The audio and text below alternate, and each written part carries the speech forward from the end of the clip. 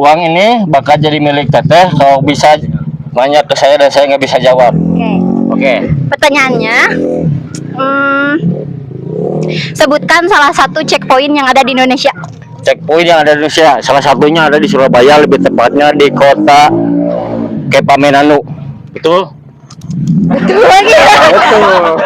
Yang lebih ini, yang lebih apa ya?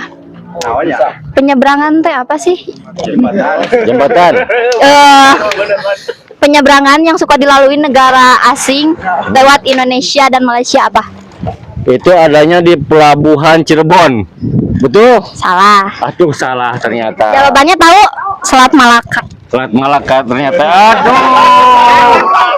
10.000